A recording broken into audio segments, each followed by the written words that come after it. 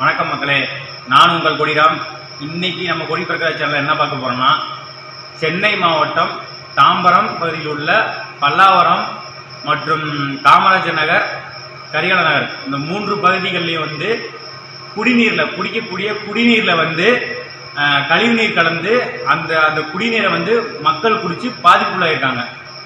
அதாவது இந்த குடிக்கக்கூடிய குடிநீர்ல கழிவுநீர் கலந்துருக்கு. இந்த கழிவு நீரை குடிச்சதுனால இந்த 3 பகுதியில் உள்ள மக்கள் அதிகமா பாதிக்கப்பட்டிருக்காங்க.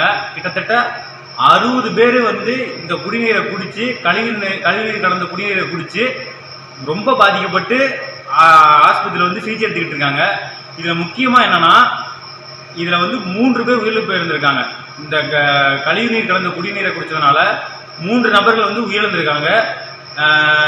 இதுல என்ன மெயினா பார்க்க வேண்டியது இருக்குன்னா, இந்த பிரச்சனையை பத்தி அமைச்சர் மா சுப்பிரமணியிட்ட பத்திரிகைகள் கேட்கும் போது அவர் என்ன சொல்லியிருக்காருன்னா, 2 பேர் தான் இந்த கழிவுநீர் கலந்த குடிநீரை குடிச்சனால இறந்திருக்காரு. ஒரு ஆள் முதிர்ச்சியின் காரணமா இறந்திருக்காரு அப்படின்னு சொல்லியிருக்காரு.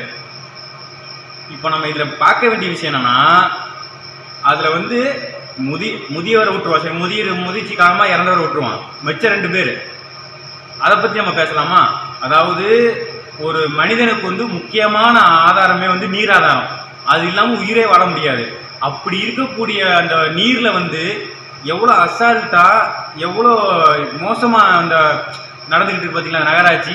இந்த மாநகராட்சியில அதை கண்டுக்காம மக்கள் இதனால எவ்வளவு பாதிக்கப்படுறாங்க.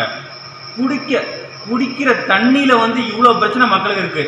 ஒரு சாதாரண அடிப்படை விஷயத்திலே இவ்வளவு பிரச்சனை இருக்குன்னா, அப்ப பெரிய பெரிய விஷயங்கள்லாம் எவ்வளவு பிரச்சனைகள் இருக்கும். இதையே உங்களால சால்வ் பண்ண முடியல, வேற என்னத்தை சால்வ் பண்ண போறாங்க? அதாவது ஏன் இந்த அளவுக்கு கொந்தளிப்பாகுதுன்னா, சில காலங்களா குடிநீர்ல கழிவுகள் கலந்து குடிச்சு இந்த மாதிரி பிரச்சனை வர்றதும், அப்புறம் வேங்கை வயல் பிரச்சனை, இந்த மாதிரி குடிக்கிற தண்ணியில மலம் கலந்த தண்ணீரை குடிச்சனால அந்த மக்கள் பாதிக்கப்பட்டது, இதெல்லாம் பார்க்கும்போது ரொம்ப வேதனை அடிக்குது.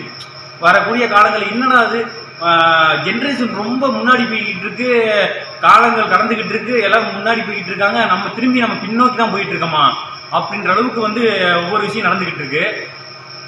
இந்த கழிவு நீர் கலக்கிற அளவுக்கு இந்த குடிநீர் பகுதி இருக்குதா கேட்கிறோம். அதாவது நீர்நிலைகளை உயர்மட்டத்தில் வச்சு கட்டி அதை ஒழுங்கா பராமரிச்சிருந்தா இந்த மாதிரி பிரச்சனை வரப்போகுது. இல்ல தரைமட்டத்துல தான் வச்சிருக்கீங்கன்னா, தரைமட்டத்துல எந்த குப்பை எந்த பிரச்சனையும் இல்லாத இடத்துல கரெக்டா நல்ல இடமா பார்த்து அழகா வடிவமைச்சு அதை சுகாதாரமா பாதுகாத்தா எதுக்கு இந்த பிரச்சனை எல்லாம் வரப்போகுது? நீங்க சிந்திச்சு பாருங்க மக்களே. நீங்க உங்களுக்கான அடிப்படை விஷயங்களை நீங்க தான் அரசியல்வாதிட்டு போய், நீங்க தான் மாநகராட்சி நகராட்சியில் போய் நீங்க தான் கோரிக்கை விட்டு இந்த பிரச்சனை எல்லாம் இருக்கு, நீங்க பண்ணி கொடுங்க, நீங்க முன்னெச்சரிக்கையா சொல்லணும். ஏன்னா இப்பெல்லாம் அரசாங்கம் தானா எது அக்கறை எடுத்து பண்ணாது. ஏன்னா அந்த அளவுக்கு தான் இருக்கு. நம்ம தான் நமக்கு வேணும்னா போய் பண்ணிக்கணும். இவங்க பண்ணவும் மாட்டாங்க. அதனால நான் என்ன சொல்றேன்னா, தயவு செஞ்சு குடிக்கிற ஒரு நீர் ஆதாரம் அடிப்படை வசதியாவது ஒழுங்கா இந்த மக்களுக்கு பண்ணி கொடுங்க. இதனால நிறைய பிரச்சனை நடந்துகிட்டு இருக்கு எல்லா ஊர்லயும். சுகாதாரமான தண்ணீர் இந்த மக்களுக்கு வழங்குங்க. அதான் என்னோட கருத்தும் மக்களோட கருத்தும். நன்றிங்க.